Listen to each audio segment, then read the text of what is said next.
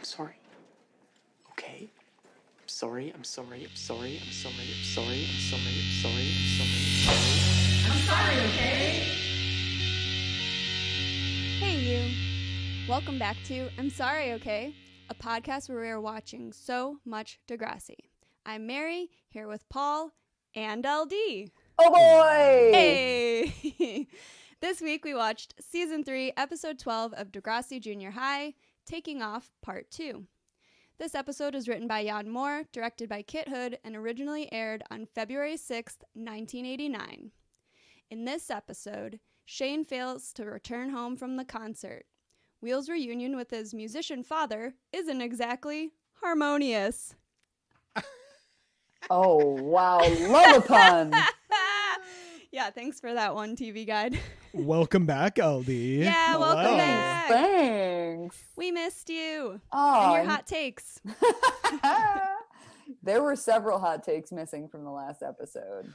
Well, actually, yeah. So I don't know, Mary, I'm going to just kind of step over you. Should we just, LD, because this week's episode started with a recap of last week's episode, I'd love to know some of your thoughts about last week's episode to recap for ourselves and our listening audience.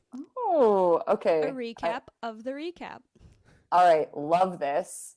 I think that you guys captured the essence of the episode really well. I finally finished listening to it yesterday. One thing I don't remember if you pointed out, did you point out the plot hole of Wheels' birthday? Absolutely No, not. There's we no did way. not. There's no way either of us would have caught that. No. Cool. Huge plot hole because in season 1, Wheels' birthday is right before Christmas, and we determined he's probably a Sagittarius, like a maybe Right. you know, Yes. somewhere around there. Yes. This is supposed to be in He is February. on a journey. Yeah, always. But this would set him. This is supposed to be airing in February, and it's supposed to be a month out from his birthday, which would have put it in March, which would make him a Pisces, which does not track for me. Oh, Mhm, yeah. I just wanted to point that out. I do not love the inconsistency. I would have preferred if Mike was like literally 6 months off from his birthday. Then like, that would have made it like, even true. Yeah. Right. Yeah. right. Loved Paul going like full on white lady with a podcast with the Google Maps. I was listening along and I was like, this is absolutely incredible. We're going to get to the bottom of this. We're going to solve a crime. But yeah, I guess, previously on, our favorite dudes went to Gourmet Scum and Shane decided to drop acid and Luke facilitated that experience, but not super well because he didn't make sure his friend got home. But also, I guess we can't really expect him to because he was also on acid. Yeah. True. I was listening to your guys' like chat about how like hallucinogens can be all right, and I was just like, no. I'm a person who absolutely lost my god dang mind on mushrooms. Like pulled all the furniture and basically everything in my house into my bedroom and created a giant fortress around my bed so that no one could get in to kill me. It was ludicrous. No. Ludicrous. And yeah, so I've never done acid. I will say I also like receive insane energy when I do mushrooms, and so I'm also like task raccoon, just like sort of meandering about, and I could totally see also building a fort, but mine would be less about protection from someone murdering me. Yeah, I was positive I was going to die. I had a boyfriend at the time who had big curly hair, and I thought his hair was snakes, so I kicked him out of my house and wouldn't let him come back. Yeah, it was a really bananas experience. That's for me, that's the thing of imagining like a 15-year-old kid who seems pretty inexperienced with drugs going to a huge concert. Yeah. Yep. And like, just having no idea like how he's going to react. That's why like to me I was maybe kind of mommish, but Like, that just seemed so stressful to me. And then, yeah, Luke is basically just like, all It's right, fun. see you tomorrow. Bye. But I guess for him, this is the thing, right? Is the people who facilitated me taking mushrooms, and also this has happened to me. You guys have seen me freak out when I've had like weed edibles. You've seen me just like just lay down in the middle of the sidewalk and declare that I'm dying, and also like basically downtown Michigan Avenue, Chicago. You're like practically lying in traffic. Yeah, I that was- I remember and also You did get to utilize the, wasn't it the Trump? the Trump it was- Hotel. it was the Trump Hotel Hotel, bathroom. and I was yelling at people in the lobby like, "You're all cunts! You know where your money goes when you come here." And our friend, who's just like, she'd given me half of one of her baby edibles and was like, "Oh, I take 4 of these when I go to work," was just like, "You're fine." I was like, "I'm dying." And then also, like, we went through a grocery store, and that's when it kicked in. And Paul and I got to the checkout, and I had all these snacks, and I just like turned to Paul, like, and looked at the card machine, and turned back to Paul and was like, "I don't know how this works." And just like, so I think I handed you my debit card and was just like, "Bye," and I just went outside. Yeah. And just laid down on the sidewalk. So I don't respond well really to anything other than just like a straight up like smoking weed situation. And that's okay. Maybe Shane should have gotten hooked up with just a little baby joint before the gig. Like, Yes. bro. Yeah, what? okay. I was also like, do you need to drop acid at a concert? Can't you just like Yeah. smoke a joint, call it a day? Yeah, right? Like smoking a joint at a show is awesome, Yeah. Unless you get too high and then you freak out. Yeah. But even then it doesn't last Well. long. It lasts a couple minutes. Like, you'll probably still make it home. Yeah. Oh yeah, you'll make it home. You might stop at McDonald's on the way home. I hope you 30 or 40-year-old fictional character Shane are taking notes, because this is crucial info. All right. It is. It is. I had one thought about the birthday thing, which is that they wanted to emphasize that Mike doesn't know Yeah. Wheels, so he's off on his birthday. But if they made him 6 months off, he would seem like a real dick. And they don't want to make Mike seem bad in the episode. Right. So they yeah. gave him this like month off, because later he also gets his age wrong by like a year or something. And so I think it's like their way of being like, oh, he doesn't really know Wheels. But it's also like, someone's age and birthday is something that you can easily learn about them. It doesn't mean that you like don't know them. I have incredibly close friends who never remember my birthday, and I think that is totally fine.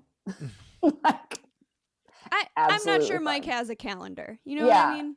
no, I don't think he's like walking around with like a filofax with all of his important dates written down in 1989. So that all happened. We had like creepy dude in the car, which I don't think we have to super get into. Yeah.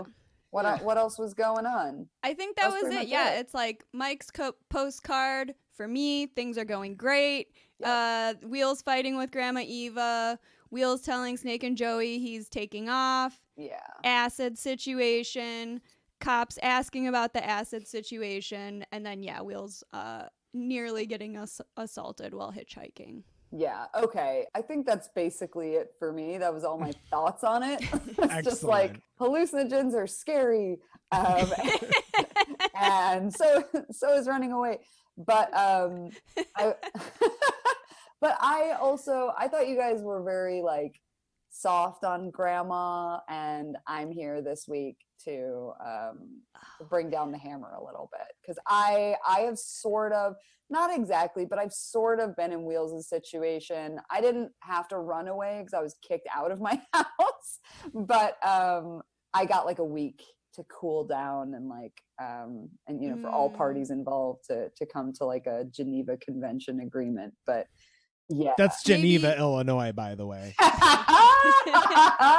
Like maybe if Wheels had gone to stay with Joey for a week or something. Yeah, but I understand why we went down this route. But I mean, and Grandma Eva, she is really extra, because we get this like clip of her And she's like, why do you lie to me? Oh my God. It's just, honestly, I too would run away if someone was constantly just like, ah, you know what I mean? I Like, know. I know it's stereotypical, but she really is like nagging him. Mhm. And it's from a place of sincere concern because he does like, he runs away, he hitchhikes, he almost gets assaulted. So like, she's not wrong to be concerned, but she's real excitable about the whole thing. she's over the top. But she has to, you know, speak for herself and unnamed maternal grandfather. Yeah, she's got her own stuff going on. Got the energy of two grandparents. Should we get into it? Yeah, let's get into it. Okay. So then after the intro, Joey and Snake meet up before school. They haven't heard from Wheels yet, and Snake is getting nervous and thinks they should tell someone that he ran away, but Joey doesn't want to break his promise. Joey's like all in. He is like definitely doing his best to be a real one, which is admirable. I actually think Joey's awesome in this episode. Yeah. Yeah. I mean, it's like, it's technically wrong, right? Like, it's not really in Wheels' best, like, safety interest to, like, kind of have somebody enabling him. But, like, you know, it's like a morally ambiguous situation, I think. And they, you know, Wheels felt prepared to do this, and they kind of like believed him, you know, like they're taking him at his word that like he can handle, you know, the situation. And he does, you know, for Snake, he also says that Grandma Eva called him crying, and he just like cannot take that kind of pressure. But so then Joey does kind of agree to like, okay, if we don't hear from Wheels by tomorrow, we'll tell someone. But Joey is like one of the only people who's like, Wheels just needs some time. Let's just give him some time. Yeah. That is the theme of all of my feelings this week. Yes, yes. But also it's like, what are you going to say to a crying grandma, like on the phone? Like, that's got to be tough to like put up a stone wall in front of that. Ooh. Sorry, Grandma. I gotta go shave. It's shaving day. It's shaving day. We also find out that the cops stopped by Snake's house last night, and he thought they were there about Wheels, but they're actually there about Shane, so they're still investigating. There's just a bunch of missing guys this week. Can I just really quick with like a production choice in this scene? Because Snake is mentioning the stuff about Shane, and he kind of loudly says that like, I forget if he says he's missing. Yeah. And as he's talking about this, they're walking right past Liz and Spike. Yes. LD, you saw this too? Of course I did. So, like, I don't know. It just feels like a weird choice. Why would you put those two there? It could have been like, I mean, like, for me, I'm just like, I guess your explanation can just be they were having a, like, big conversation about the show and didn't hear Snake say something very serious about the father of, like, Emma. Like, what? It feels like a weird choice that we didn't even get like a moment where Garcia tells that class that Shane is missing, because we see Radich tell the year below, but we don't see Garcia tell the 9th graders, and that's his actual classmates, and that would have been something I'd be interested in. And a lot of them were at the show. Yeah. So and almost all of them are still wearing their gourmet scum shirts. Oh, so you can easily identify who was all there. This is actually a good question. Which one was your favorite? Which of the gourmet scum shirts? I think that Snake's like crew neck sweater was probably my favorite. I think was it like purple and pink or something? Or? Yeah, or it was a dark bluey purple, I guess, and then it had pink screen print on it, and it looked great. And then Joey's was, I think, a yellow shirt with green. Yeah, and then Lucy later is wearing a green one with yellow. They all look good. I want one, quite frankly. Okay, yeah, so you're right. We don't hear any kind of reaction from the mother of Shane's child, which is weird. Yeah, very weird. All right, so then we cut to Radich's class, and he also got a visit from the police about Shane's disappearance, and they asked him to inquire if anyone has any information to please come forward to the police or any member of the staff. He really lingers on Luke. He's like looming in front of him. Yeah. It's weird. Also weird.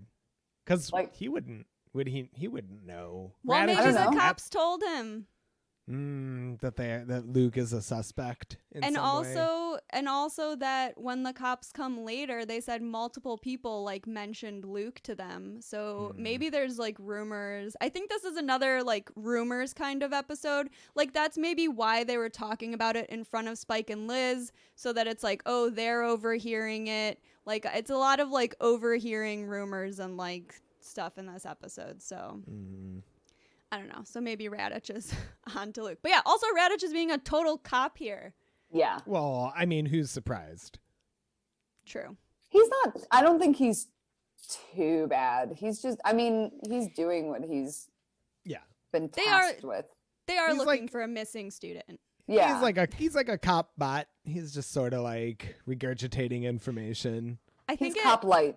yeah, it like irritated me because I was like, oh, I know he's loving this.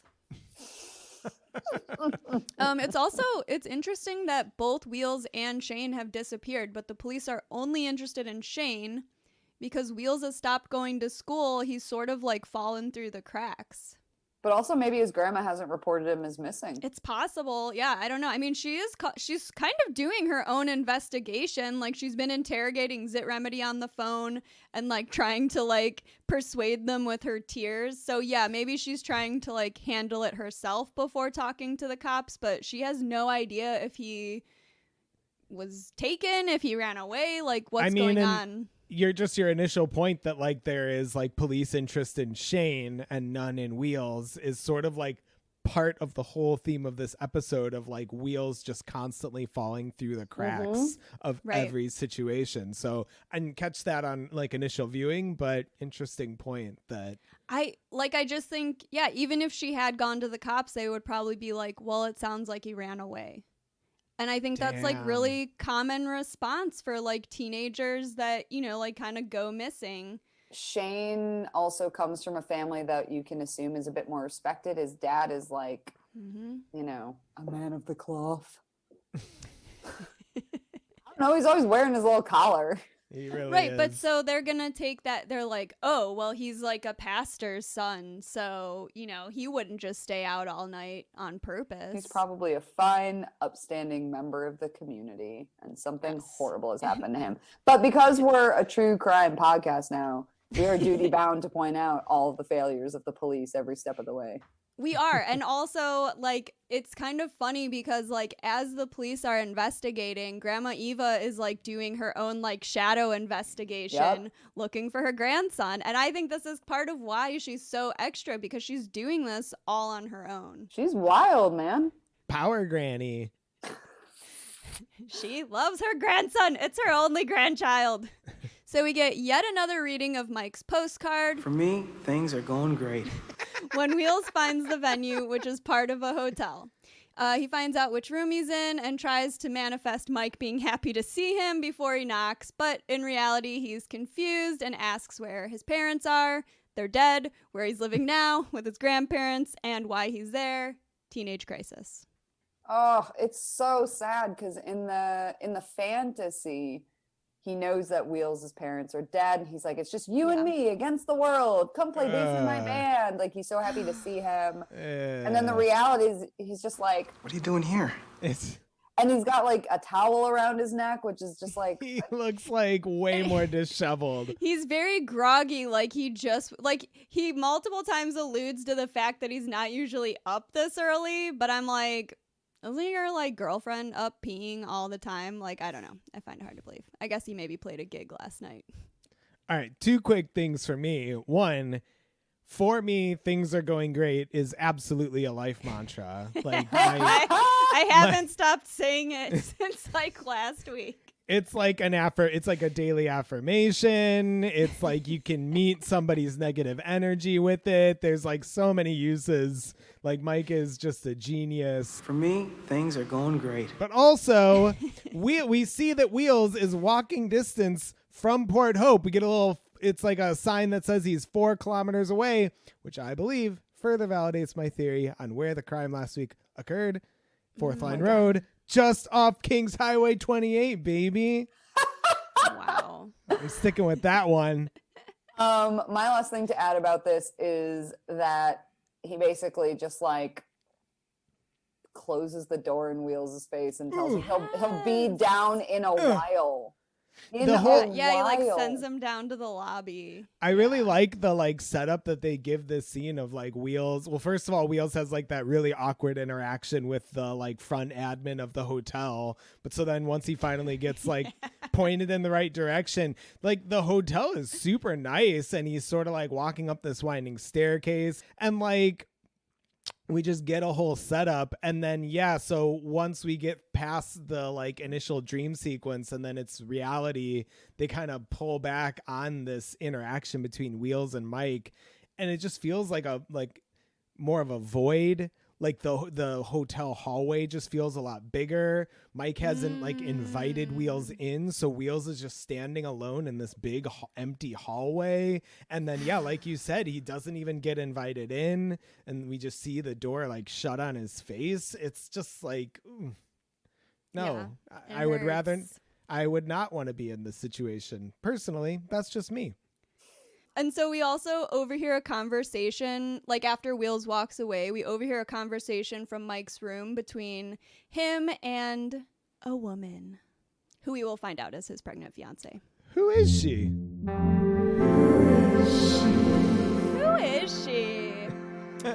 What else? Okay, so I wanted to note that the gig is at Memories Lounge. We get a shot of like the little like marquee or whatever, but it's Memories like MEM like apostrophe RIES. It really Memories. feels like something that would be on Schitt's Creek. I can't explain it, but Totally. it feels right. Yeah. And it's like it's like plastered everywhere. I don't actually know what the hotel is called Yeah. because they're only advertising the lounge. And then also that the band is called Mike and the Drifters. So appropriate. Oh yeah. So appropriate. I saw that and was Yeah. like, oh right. I missed that. I love it. I'm kind of like, unless he's like singing and drumming, why is the band named after him? Because it's That- Degrassi, man. Yeah, no, that's great. I love that. Uh, He's a charismatic guy. I could see that. He is. I- He does yeah. seem like kind of the leader, I guess, when we like, meet one of his bandmates later. He's the glue that's keeping everybody together. Yeah, it's keeping the drifters together. Keeping the drifters from drifting too far. Yes. And yeah, it's also, I don't know, it's funny to me that like Mike is kind of annoyed that Wheels dropped in on him, but that's literally what Mike did when they first met. He just showed up at his school, and it's like he Oh. learned it from watching you. That was like their Learn first from you, like, Dad. interaction. Wow. Dang, They really- true. They really are alike. I was thinking the exact same thing. Like the whole time he's like, I didn't ask for him to come here. And it's like, okay, but you literally just did this like a year ago. Yeah. Dang. This when it was convenient for you a year ago, this is what you did. So back at school, Doris pulls Luke out of class so the police can question him again, and we find out that they found Shane under a bridge and they think he either jumped or fell. In my notes, I wrote, back in Radish's class, he's almost about to be helpful when Trish says she has a question, but Doris knocks on the door, foiling this once-in-a-lifetime opportunity.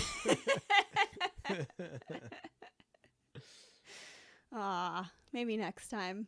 Yeah, they are like, Luke is schwitzing here. He's got like beads of sweat going down his face. And I love the look on his face is just amazing. He's just like, huh? Okay, Maybe you took some acid, okay?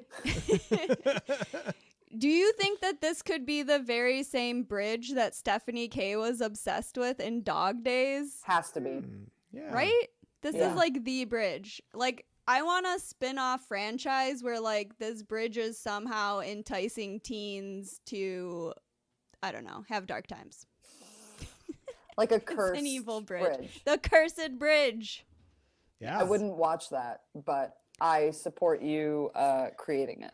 I don't know. It has Thank you. like just immediately has Riverdale vibes to me. Right? Like there's a lot of teen activity at the bridge, and Yeah. then sometimes teens go missing, like near or around the bridge. That's true. We do have the Lonely Highway this season with Riverdale, which did just wrap its fifth season. All right. Well, so the cop asks Luke again about Shane doing drugs at the concert, and he denies it, but then he tells him that other people have already told him that he did. So Luke's like, well, maybe he took some acid, okay? He opens up his notebook and Oh, is yeah, like, last he time we refers talked, to you said, I don't do that stuff. I don't know anyone who does that stuff. And I'm like, excuse me, sir, were you transcribing this entire conversation? He was. He had his little notebook when they were talking last time. He totally does refer to his notes. I sort of identified with this cop a little bit. No, ACAB Just all the way. administratively. Organizationally.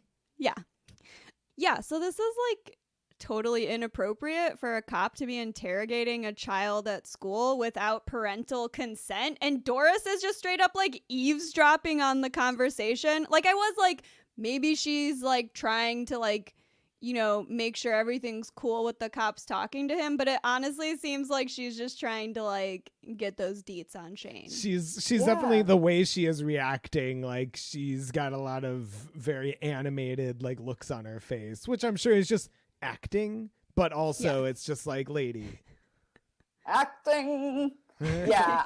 I was just like, why are there no adults here who are in Luke's corner for this interrogation? Yeah. ACAB, baby. Yeah, like, because he's basically, it's not like they've already found Shane. They're not trying to locate Shane. Like, they're trying to bust him for drugs. Yeah, I wouldn't tell them shit. Right, Don't like, tell what's the cops benefit to him anything. in telling the truth? Like, it's not like he knew where, Shane was and didn't tell anybody. Exactly. That's a different situation. If he, like, saw him jump or fall off the bridge and then just didn't share that information, like, that would be messed up. But it's like, yeah, he's not gonna admit to, like, he doesn't want to get in trouble. He doesn't want to get the acid man in trouble. Like, understand. Acid man. Acid man. That's probably the next villain on Riverdale. Oh, yeah. All right, so Mike meets Wheels in the lobby, and when he finds out that he has run away from home, he tells him to call his grandparents. Yeah, and okay, I understand what he's doing. Like, I understand he's giving Wheels some privacy, but he just cuts out. He just goes to get some coffee. And so he's not there. And I mean, he just assumes Wheels is going to do the right thing. Yes. Right? But, like, also, yeah, like, Wheels is kind of a dick to Grandma when he calls. But also, Yes. like, obviously this kid isn't responding to everyone yelling orders and questions at him. His grandma immediately freaks out. She's super shrill, she's super loud, she's super dramatic. And like, I keep being like, has anyone considered like an alternative way to talk to this depressed kid? Instead of just like, Derek, you have to come home. Like, you know what I mean? Like, it's like, well, obviously that's not working. So like, Derek, like, are you safe? You know what I mean? Like, is everything okay? Grandma is at her wits' end. What can I do? There is no room for this sort of polite understanding and communicating. No. We need conflict resolution. We do not need more authoritarian order barking. Yeah, very stern. Right. If you want a kid to talk to you, you can't be freaking out because he shuts down and then, he'll only tell her that he's okay. He's not going to tell her anything else exactly because she's freaking out. And he's like, tell Joey I'm okay. She hangs up the phone and she looks into the distance and she's like, what was that he said about Joey? And it's like, okay, maybe you shouldn't have custody of a minor because that conversation literally just happened, babe. She's realizing that Joey knows more than he's saying. So she's going to have to go interrogate him again. Yeah, she doesn't have a notebook, but she's making a mental note for later. She's like, that little Joey, he lied to me. Did she call? I thought she only called Snake. Did she call Joey? No, Joey said that he called her too, oh, right, and she was also crying when she called him. Oh, but he was unaffected by her tears. Yeah, I'm firmly team Joey here. Sure. Oh, no, I think yeah. tears are a grandmother's greatest weapon. And I love that she's using them to get what she wants. I come from a family of mean grandmas, so I am completely impervious to this maneuver. See, to me, the thought, I'm like Snake. Like the thought of a grandma crying is like, I don't know if I've ever seen either of my grandmas cry. No, me neither. And I don't want to. Would rather not. No. Yeah. Before we move on from the scene, though, I just got to say there is just no question that Mike is my look of the week. Oh. Yes. Just feels like the biggest thing that we have learned about Mike is that he's a simple guy. And that is just reflected in the scene with this immaculately simple look. Just a cut off muscle tee, green muscle tee. I think the color looks good on him too. Oh yeah. And a bonus V-neck cut that it looks like he cut the sleeves and the V-neck himself.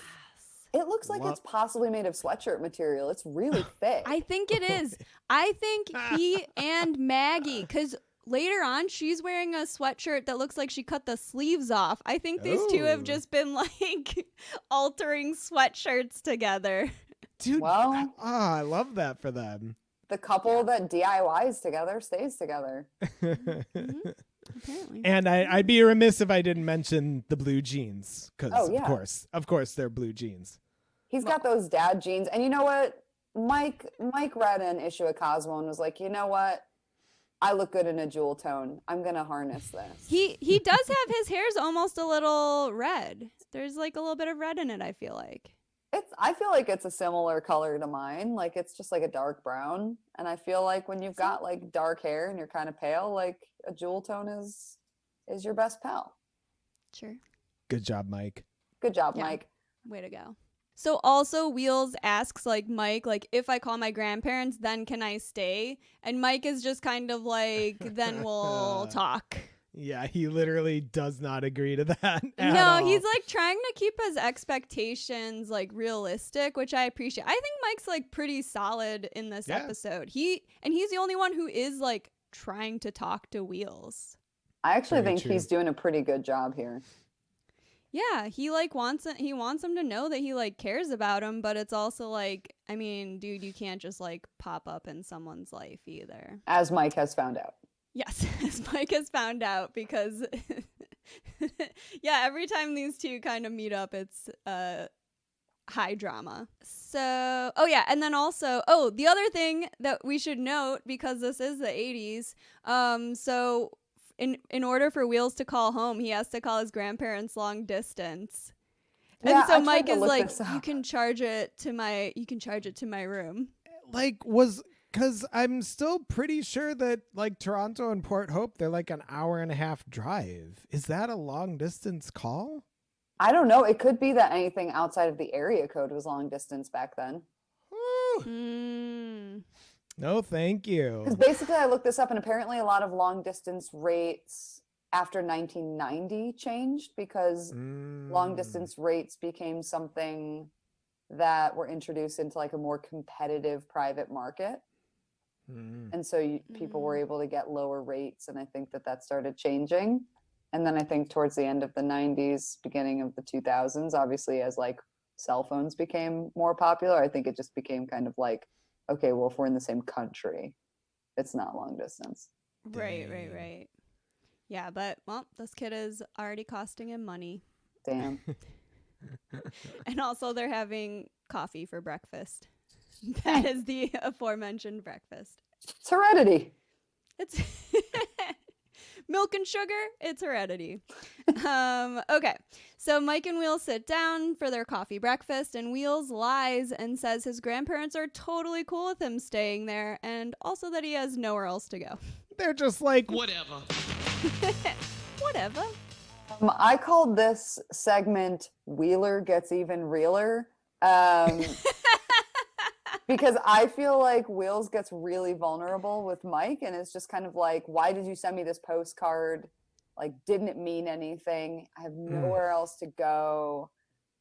He's like, I'll help out with the band. I'll carry stuff, like whatever. Like I think this is about the most it's also the most honest I feel like he's been, because with everyone else he's had a certain facade of like anger or just kind of like not caring even. But with Mike, I feel like he's kind of like, okay, I can give him the truth here, which is that I have nowhere to go.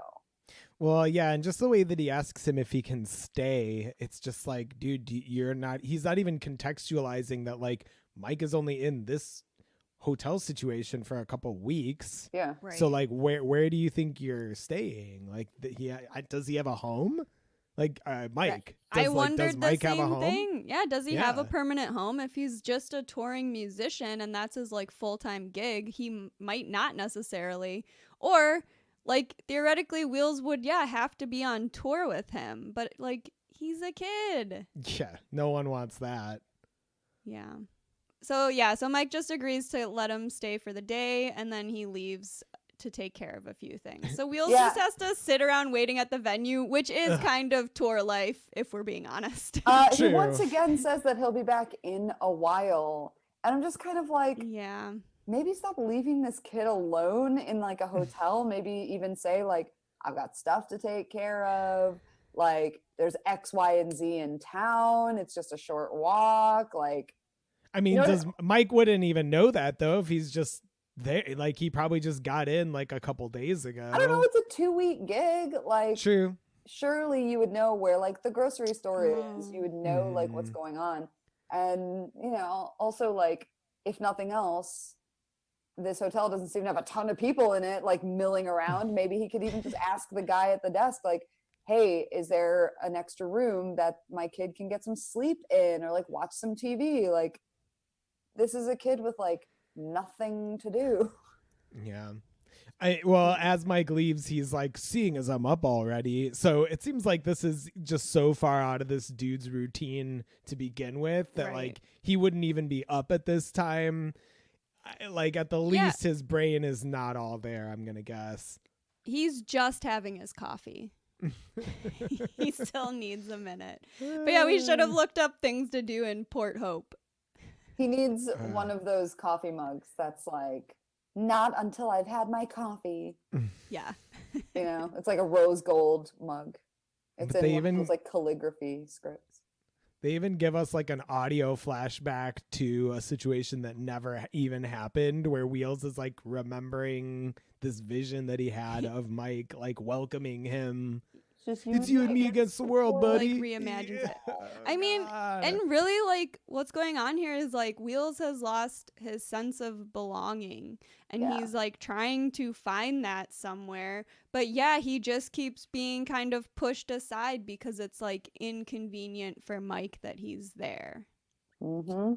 All right, well, so Joey gets pulled from Radich's class and sent to the office. Grandma Eva is there waiting for him and confronts him about Wheels. He It's a lies at trap. first. Oh, it's totally a trap. It's a trap. He lies at first, but he is no match for a grandma's guilt trip over her only grandchild being missing.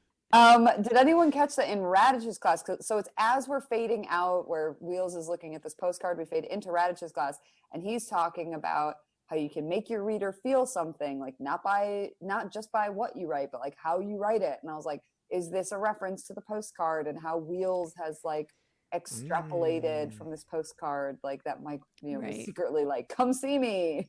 Right. I am looking for Dang. that meaning, baby. All right. So Joey finally tells Grandma Eva that Wheels is in Port Hope. He cracks mean, under the yeah. pressure. Totally. Oh, yeah. How are you not gonna crack? Who wouldn't? Because not only is it Grandma Eva, but Snake, Doris too. is right there too because they're in And- the office. This is how Doris must be the number one source of like rumors around Degrassi because she's just always there. I'm positive that Doris was actually a KGB agent. Positive. I do approve of children being interrogated by grandmothers at school, though. I think that's okay. Yeah, sure. Now, You mean compared to cops? Compared to cops. Sure. Yeah. Sure. So okay. Wheels is playing bass with the bass player's bass when he walks in and gets really pissed off about that. Yeah. He starts Yeah, like dude. going off on Wheels until Mike intervenes. I mean, yeah. Yeah, don't touch someone else's instrument, dude. Just don't do Yeah. it. Also, Wheels doesn't do himself any favors. He's basically me like, I wouldn't break anything, and it's more like, hey, I'm Mike's kid. Like, Yeah, way yeah. to Like, bury the sorry, lead. my dad said I could like hang out in here or like whatever. But he did also leave a teenager alone in an empty lounge for who knows how long with like nothing to do, not an iPhone in sight. Mhm. Like he's just kind of sitting there. How's he supposed to doom scroll with just like a bass Exactly. and a drum set sitting around? So Wheels tells the bass player that he plays bass too and has been for a year, and then he and Mike sort of roast him and he like sulks off.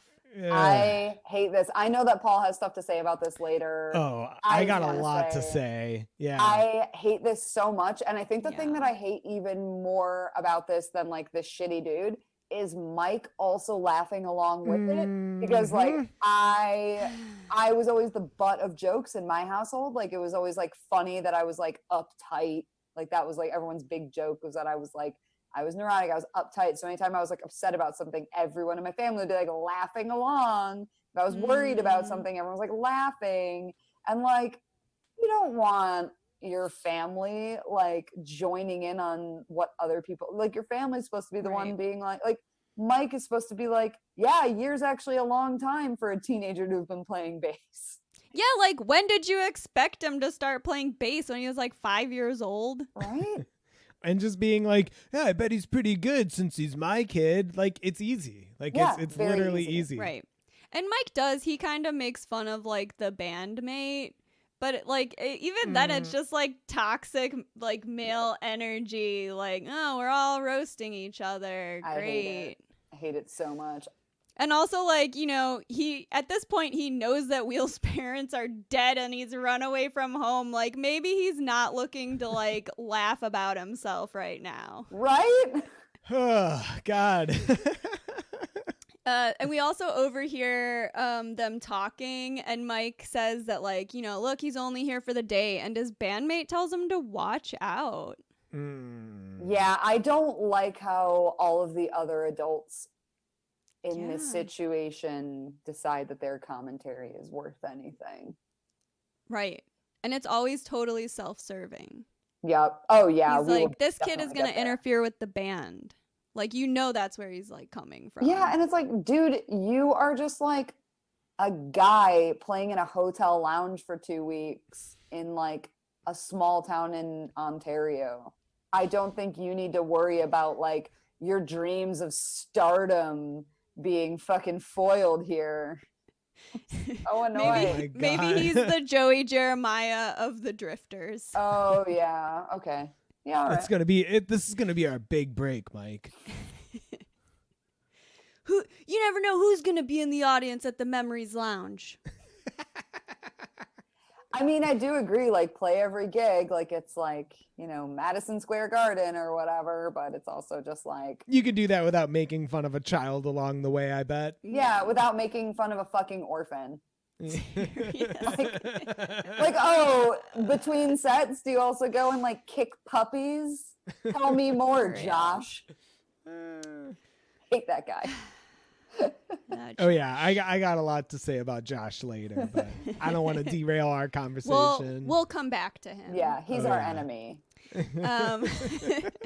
All right. So Nancy and Tim have a get well card for everyone to sign for Shane so they can bring it to him at the hospital later. Of course, Nancy has spearheaded this. Oh, Yeah, she's of on top course. she's got the card. She's ready to go. It's the Menchie thing to do. Like, this kid was just reported missing like this morning. Where did she get this card? Where did she get these flowers? I love Wait, it. Thank yeah. you, Yeah. Nancy. They just Nah. found him. Yeah. I believe it. I still believe it. She's I ready Rumors to question travel it. fast. She's got like a stock of cards probably. Knowing Nancy, she's got a card for every occasion ready to go. Okay, I'm gonna derail us for 1 minute and just say that's actually a genius maneuver, and I highly support not only the possession of many cards for many occasions, but also many host or hostess gifts for many occasions. Oh, I mean, Love that's to just like stockpile. next level. I Yeah. love to stockpile little gifties that I can bring with me if someone is to invite me over to their home. Yes. Oh. And I think Nancy Kramer is also doing that shit. Absolutely. She would never arrive without a gift. So, Yeah. people should invite me over more. I bring presents. Okay, so while they're signing the card, we overhear rumors about Shane doing drugs and possibly being in a coma. Yep. And this sort of reminded me of, like, rumor has it, the way that they, like, show rumors, like, in this series is, like, off camera, you'll just kind of hear these voices. I think it might be the twins, actually. Yeah, it was. But so so this information's, like, going around the school. And it's like that kind of echoey, distant, Right. rumor mill sound effect. I really dig it. Yeah, it's good. It's good. And then also we barely get to see her, but Lucy is wearing my look of the week. Ooh! So, she's wearing a green and yellow gourmet scum shirt with an oversized black denim jacket, and it's covered in like pink, black, and green patches, and it's sort of a casual look for Lucy, but it still has that like DIY vibe, keeping it cute. I love it, and I love that her folder matches her gourmet scum. Yes. Oh yeah. She's on Wow. it. I love Incredible. All right. So we cut to the hospital where Pastor McKay. Oh yeah, is he a pastor? I forgot what like specific religion they are. Do we know? I mean, I don't understand We don't know. religions. Okay. I'll just go with Pastor McKay. He's sitting bedside next to Shane, who is covered in scratches and bruises. Nancy and Tim give his dad the card and the flowers and ask if he's going to be okay, but he tells them he hasn't regained consciousness yet, so they don't know. I gotta give Nancy a runner-up for my look of the week. She looks fucking awesome in this scene. Yes. I don't know. Nothing really to say about it, but I gotta shout that out. Yeah, she looks great. It's like a decorative pink sweater. You would definitely find this at a Goodwill right now. Oh, yeah. Her makeup is like totally on point too. Yeah, Nancy looks great. What did y'all think of Shane's look here? He Well, just definitely has a Band-Aid on his head. Like, not a look of the week. not like look of the week. No, I mean like the way that like I'm trying to see how serious his condition is, but he literally has like a Band-Aid and some scratches. I mean, I guess sometimes, if he's in a coma, it could be that his brain has swelled. Like, True. You maybe can't see whatever blunt trauma happened to his head. Mm-hmm. I don't know. I watch a lot of Grey's Anatomy, and they always look worse than this. I think it's Glow Up. Maybe there's like a makeup competition show, and then sometimes they'll do like a challenge where it's like makeup for a TV show of like, like an injury or something. So I just thought it was like really interesting to see like what they went with to like portray like Shane unconscious in the hospital, having jumped or fallen from a bridge. Yeah, they did not do great, to be honest. No. I would have liked to see. He looks like he fell off his bike. Yeah, with training wheels. Yeah. Into like just a gentle bush. Exactly. Also, like, yeah, this must be kind of weird for Tim because the last time he saw Shane, he was taking acid with Luke, and Tim was kind of warning him. He was warning him about it. Dang, true. I mean, we don't know Tim that well. He might be like, I was right. He seems like the kind of person he would like think it, but he would never say it. He's not gonna say it. No. That's fine. That's fine. Yeah. Being right is cool. You don't have to say it. You don't have to prove it to other people. He can just know he's right. He seems like a solid dude. I love Tim. Shout out to Tim. Pretty much always in the background, but maybe someday he'll be a main event kind of guy. I hope so, man.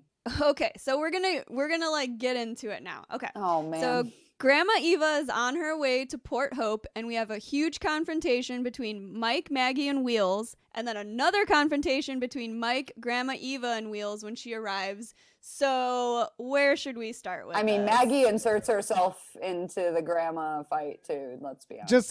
Just as a minor thing, I love the score for this scene coming out of the hospital scene. We get like this whole like sort of dramatic, sort of like musical undertone of like this conversation in the hospital, and then like driving music for grandma. Just wanted to throw that in there. Yeah, she's yeah. frantically driving. Oh yeah, she's on a mission. She's got to rescue her grandson. Yeah, the way that like Wheels does not like the look of Mike's girlfriend being pregnant. He is just like not into that situation. You know what, man? I get it. Like, I do get it. Do I think that it's like the rational response? Like, no, Sure. but he's supposed to be what, 16? So like 16 with trauma. Yeah, 16 with Yeah. like significant trauma. I actually totally get his like, you know, vibe of like, oh, you're just gonna throw me away. Because also Whew. she comes into the lounge and her like immediately looks at Mike and is like, I thought you were sending him back. Like he's a fucking like pair of ill-fitting overalls from ASOS. Like, this lady's about to be a mom? No, thank you. Like, Yeah, she does say, you know, he's technically he's a missing kid. And so she frames it that way, but you're totally right. It's like also like this is your child's half brother. yeah. And yeah. she in no way is like warm or kind or anything to him. She's super cold to him. Or understanding. Like, this is the thing, Yeah. is like, she doesn't have to like him. She might have jealousy issues of her own, that like, you know, her partner had a kid with someone else that he put up for adoption, like Right. that, whatever, right? Like, people have all sorts of stuff. Everybody's got stuff. But like, you know, she doesn't even try to be like, hi, I'm Maggie. Like, your dad and I have been together for this long. Or, you know, like, you know, how long have you been here? I don't know. Like, how was your journey? Something. She doesn't say anything. anything when they're introduced, right? Mm-mm, no. He's like, you'll like him. Let me introduce you. And then he tries to distract everyone talking about pizza, but like everyone's just anchovy like, pizza. now. Yeah, I just feel like none of these people are de-escalating this situation. Like, except Mike, who's Right. just trying to stay like relatively calm. Oh yeah, because grandma like busts in and she's just immediately like all over everything. She figures out who Mike is and is just like, it's you. Yeah. What? Like, Grandma! what has he ever done? Can we Because also he patched things up with the Wheelers. Like, I think he eventually, right? He like talked to them on the phone or something. And I think he was kind of like, sorry, I just like showed up. Right. I should have checked in first. So he was like cool with the Wheelers. Like, Yep. there wasn't like anything really unresolved there. She has No. no reason to come in so hot. I also wrote she comes in hot. She does.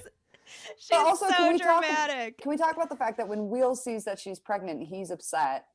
Like, Yes. you know, he's like, oh, you're just gonna throw this kid away like you threw me away, whatever. Or he's like, And, you you're know, keeping it, aren't you? Yeah, and you know, Mike's defending the fact that he gave Wheels up for adoption. And then Maggie just jumps in and she's like, what kind of father do you think you'd be right now? And it's like, dude, you are the adult here. Like, why are you arguing with like a grieving, upset teen who has run away from home? Like, is this how you want to spend your time? She's trying to like defend her man, right? Because like they're sort of arguing, but it's totally unnecessary. And Mike is already handling it. He's like, we made sure you had a good home. Like, this is a conversation that they need to have. And she's totally interjecting herself into it. And it's like completely uncalled for. Like, later when Mike starts to go after him, when Wheels storms out, she's like, this is none of our business. And I'm like, lady, you should have been subscribing to that one like 5 minutes ago. Yeah. Right, Okay. Yeah. right. Because I was gonna say I super agree with her there that Mike needs to like back off at that point. I agree. But yeah, I see what you're saying, that like that should have just been her attitude the whole time. None of it's her business. Yeah. Yeah, she's just like, great, he has literally left the building. Now's But the time to like stay out of it because she But got yeah, what she and- wanted. Just before that, like everyone is sort of like shouting over Wheels' head, but they're all Yeah. talking about him too. Like we just get a couple shots of him in this scene, like sitting at this table, just looking just incredibly sad. Like he's just completely ignored in like every facet of his life right now, and Right. including this immediate interaction where like three Right. people are talking about him, but at the same time completely ignoring him too. And Mike, who was trying to like engage with Wheels, now he's like under attack from Grandma Eva and from Maggie. Grandma Eva is like threatening him with the police. Maggie is like telling him like he can't stay here, and Mike is just trying to like. He's just like, Not even supposed to be here today. Right? I got big Clerks energy from that. But yeah, like Grandma Eva storms in, immediately grabs Wheels by the arm and is like telling him to go home. Like this kid has been stripped of all autonomy, all support. No one has asked him what he wants or what he needs this entire season. Right. Like he's been totally aimless because nobody has like everyone has his on paper best interest at heart, but nobody actually has his well-being at heart. And you know, it's so rough to watch because everyone's yelling at each other in their own self-interest and not in the interest of Wheels. You know, Grandma's like, the state appointed us, so she's like, he needs to come with me. And you know, Maggie's being like, we've got a baby on the way, so we can't take him, he's a teenager. And it's like, nobody asked you. And also Mike at no point said like he's staying here for any extended period of time. He literally is like, I said he could be here today. He's like, just trying to give him the day to like figure. I think he's like legit trying to figure out, how can I help this kid? He already knows that Wheels can't stay with them, and he's not even arguing that. He's literally just like, how can I help this kid? And no one will give them the space to just like talk it out. Yep. yeah. It sucks. That's really sad.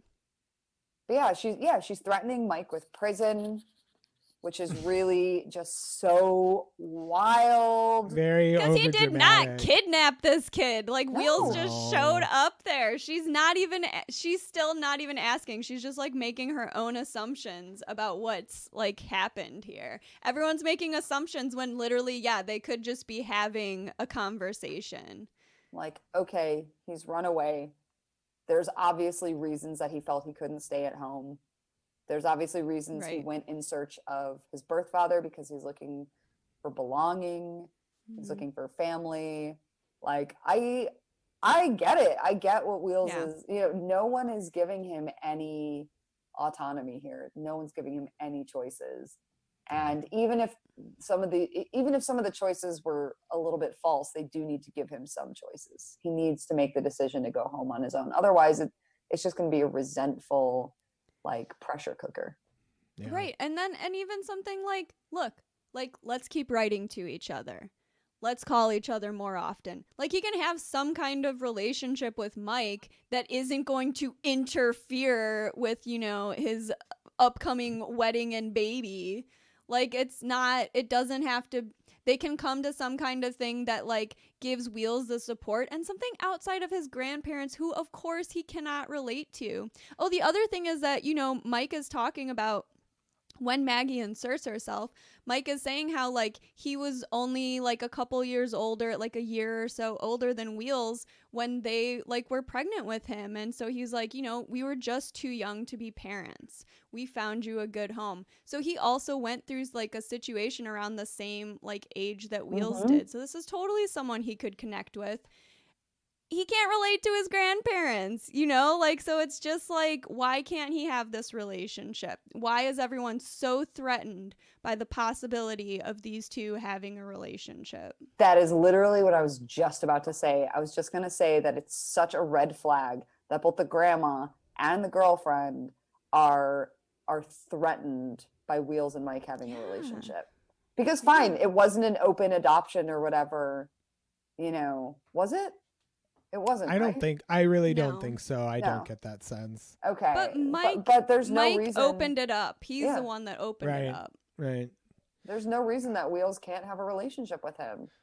I mean, I still just think Wheels is blowing up the situation on his own end too. And so like, not that not that his grandma or Mike's girlfriend are reacting appropriately, but like they're just thinking that this kid is like totally acting irrationally and like, you know, maybe not even being able to consider like the more rational ideas of what you were mentioning before of like communication, like keeping in communication with one another by writing letters or phone calls or whatever. It seems like Wheels is just like going all in on this plan of his. Right, but he's allowed to be irrational. Yes, of course, he's a of teenager. course. He's like, He's a kid in like a ridiculous situation. But also, why don't they? Okay, Wheels. So what's your plan here?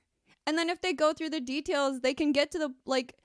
This isn't realistic. Like you just like coming and like staying here and being in like a band with adults playing in bars. Like, you know, you can point out like how that's not going to work and like here's what would work. But if you won't even hear him out. It feels like Mike and Wheels could have gotten to that conversation on their own. But do you think Wheels would have even listened to that? You know, like, so that's nobody also where maybe needed to hear it. Maybe he would listen to Mike before he'd listened to Grandma Eva, and especially before he listened to Maggie. I'm really not convinced of that, and the part of me that like believes in the power of chaos, I think this situation needed to explode like this to get us to where we end up at the resolution of the episode. I don't know if Mike and Wheels just talking it out would really work. I'm not convinced personally, but you know. Well, and we'll never know. We will never know because immediately all these ladies are just escalating shit beyond any reasonable conversation. We get a great promo out of Wheels though. Mm-hmm.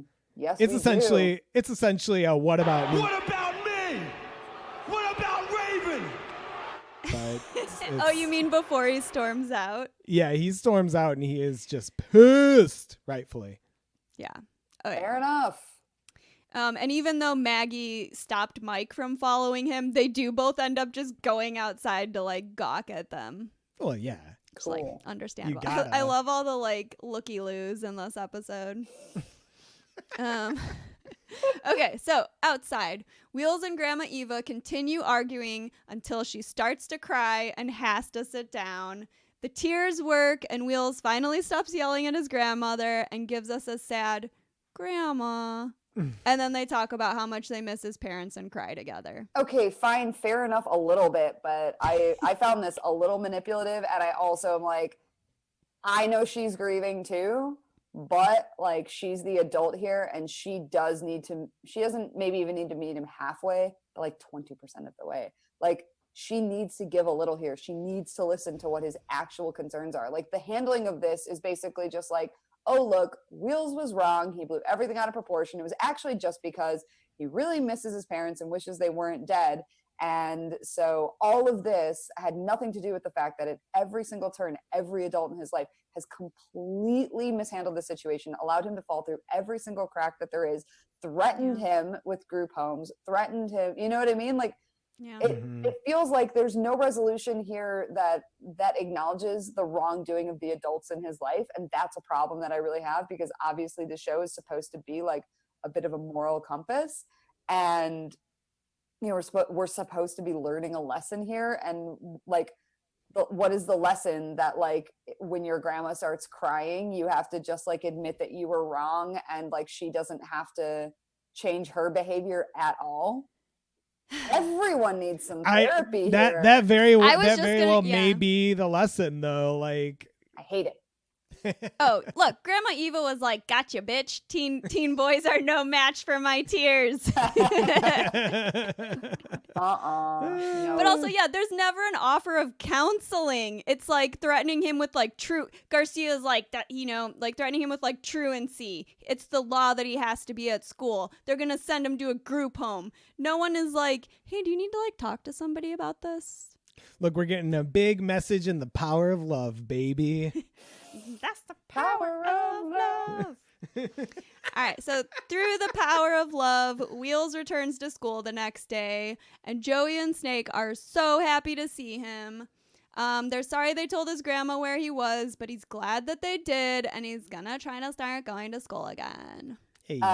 Real quick, just under the wire, Snake is in my look of the week. Oh. We have a gloriously patterned sweater with a turtleneck underneath, which, Mary, I know is your vibe.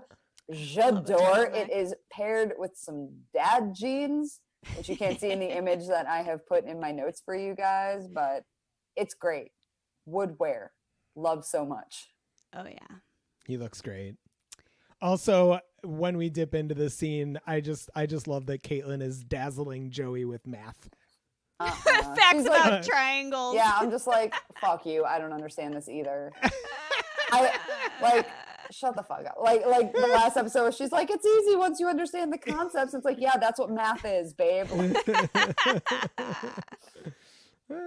You could apply that logic to anything. Also, like, just all the stuff that Wheels and Snake immediately jump in on once Wheels is like, no, I'm here. I'm going to try and be at school. And they're just like, oh, we're going to form a new committee, the Welcome Committee, just for you. Joey Jeremiah. Wait, because Joey always has the Welcome Committee, but Yeah. usually it's to bully people. True. Yeah, this time he's being benevolent. It's good now. They all put their hands in, and we end with a freeze frame on Wheels smiling. I love Yay. it. He's back. He's back. And he'll never get therapy. Yeah. He's fine now. Look, everyone just needed a good cry. That's fine. Yeah, that's all. Power of love, baby. Moving on from love, does anyone need to address their enemies today? Okay, well, first, I just need to go back and quickly address Mike's bandmate, Josh. Of course. Dude, gatekeeping is the least cool or funny thing in the world. So what? You, a grown man, take pleasure in making someone feel bad for a lack of experience in a field you're a professional in? Cool. All right. Yeah, hate it. But second, I'm going to go ahead and go through the forbidden door here and address a real life enemy who I'm sure will never hear this. And, you know, this is a story that I haven't really shared with many people, but it affected the way I think about, like, music culture and just, like, the people in music that are actively creating the music that we all listen to and what they're like as real people and how it's not always great. There's this jazz musician named Dennis de Blasio, who's, like, a performer and a professor of music. When I was a teenager, he was already an old guy who had been around. But so, like, in high school, I attended a week-long summer music camp for jazz, a sleepaway camp. He was the featured instructor, and it was actually, like, a really good experience, and I feel like I learned a lot. And then, like, a couple years later, I don't remember, like, where exactly this was happening, but he was performing at, like, a school event or something. So I sort of, like, I tracked him down afterward. I really don't remember all of the setup of how this happened, but I ended up near him. And so I just walked up to him. He's just some jazz guy. People don't really care about him. And he's not, like, swarmed with fans. So I just tried to be very polite and just say, I was going to just be like, hey, dude, went to your seminar, that, like, week-long thing. I learned a lot. All I got out of it was I started to say, hey, I was at one of your jazz camps. And before I could get anything out, he turned to, much like Josh in this episode, he turned to one of his bandmates and was just like, hey, did you hear that? This kid was at one of the jazz camps. And they all started laughing at me. No. So uncool. What the First of all, I don't know what the joke was. Maybe, like, I really don't even know what the deal was. So I kind of just was quietly like, it was fun, and just, like, turned around and walked away. And so obviously the scene where Wheels is getting mocked by Josh, like, directly is way more, like, kind of personally insulting, but it still hit very close to home for me. So thanks y'all for listening to me address my very real enemy, Mr. de Blasio. You suck. Hey, seriously, who talks to, like, children this way? Ugh. That's your villain origin story. Oh, yeah. You were never the same. I've got some enemies to address. Let's hear them. My enemies are the lady adults in this episode. Wheels is an extremely distressed, grieving kid. He's trying to figure out where he belongs in the world. His grandma immediately turns to like dramatic theatrics every single time she speaks to him. Maggie doesn't even get past introductions before telling Mike to call the cops and to send him back. Maggie keeps sticking her nose into the situation. She's only thinking about herself. She's extending no compassion to a kid who's obviously at his breaking point. And then with Grandma and Maggie yelling at Mike, these women just alienate Wheels more and make him feel even more unwanted, which he doesn't need. I am personally a teen who has found myself with nowhere to go before. And hilarious sidebar, because my true enemy is my mother's second husband, Bill, who convinced my mother to kick me out of the house because I wrote mean things about him in my diary, which he read, photocopied, and framed and put on the wall in his office, and also made copies and sent them to his friends. So not sure how I was the person who got kicked out of the house in that situation, but I was. And I spent a sick week at my friend Bryn's house, living in the basement, eating Colby Jack cheese and playing columns on Sega. And it was awesome. But the point is I was afforded that time by an adult in my life, Bryn's parents, mostly her mom, who let me not just like figure out what I wanted in the situation, but also like let my mom cool down and let this horrible dude in my house cool down. And even though I did have to return to what I can only describe as like an extremely volatile home situation, I at least got a bit of a respite from that, and then kind of went off to college shortly after that. But, fuck Maggie and fuck Grandma for coming in hot. And you know what? Fuck Josh. Oh, yeah. And fuck Bill. Fuck Bill the most. Fuck Bill the very most. My enemies are just the cops who absolutely do not belong in a school, and Doris for allowing a child to be questioned without his parents just so she can get all the juicy info on Shane. Like, not cool, Doris. All the teachers and admins at Degrassi just seem to be a little too friendly with the police. Feels like you could have just stopped there with my enemies are the cops, Yeah. but I liked everything else you said too. I appreciate the context, but yeah, my enemies are always and forever the cops. Every week, my enemies are the cops.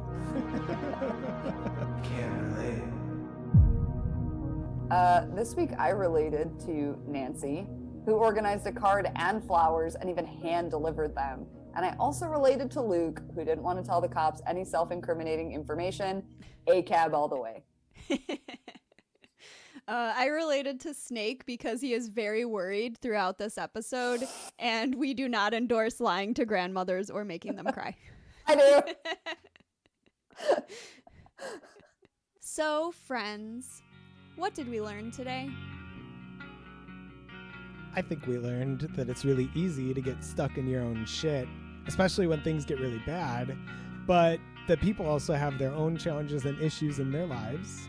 And the act of not only recognizing that, but also communicating with the people in your life about what's affecting them, and not just centering yourself, can potentially lead to catharsis.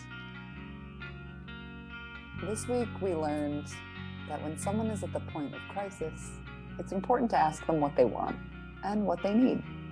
Wheels wasn't actually running away from home because he was being asked to do the dishes or go to school. He was running away from pain and grief from losing his parents. And his living situation made him feel unsupported and unloved. Wheels needed someone to listen to him, ask questions, and offer him a bit of relief. Every single adult in his life has failed him this season, from using group homes as a threat to treating him like he was a problem that needed to be handled instead of just an extremely hurt kid, which is exactly what he was. This was the culmination of a lot of factors, and it was really heartbreaking to see Wheels confronted with the reality that the person he dreamed would be on his side couldn't even be there for him. If anyone had taken a moment to empathize with Wheels' situation and speak to him and give him some autonomy, this entire situation could have been completely avoided. Today we learned that grieving takes time, and our systems and structures really do not allow the space or support for people to process their grief. Wheels isn't really even getting into trouble. He just can't focus on school right now, which is extremely understandable. His entire world has changed, and the adults around him are expecting him to just keep going as if nothing has happened, and worse, are threatening to take away the only consistency he has right now, which is living in the home he grew up in. It makes sense that he reaches out to Mike, and Mike is sympathetic to him, but even Mike isn't allowed to process his feelings because everyone around him is trying to tell him what to do to protect their own interests. It's unfortunate that they weren't really given the chance to talk things through because Mike had to deal with a life-changing situation around the same age, and if they had really been allowed to talk, Wheels may have felt a stronger connection to a parental figure, and Mike could have been there for his son. You can listen to I'm Sorry Okay, a Degrassi podcast on Acast, Spotify, Stitcher, or wherever you listen to podcasts. And if you enjoy what we're doing here at I'm Sorry Okay, be sure to give us a rating and a review on Apple Podcasts. And thanks for listening. You can follow us on social media at I'm Sorry Okay Pod, OK is spelled O-K-A-Y, and email us at I'mSorryOKPod@gmail.com. That's it for Taking Off Part 2. Next week we'll be watching Making Whoopee.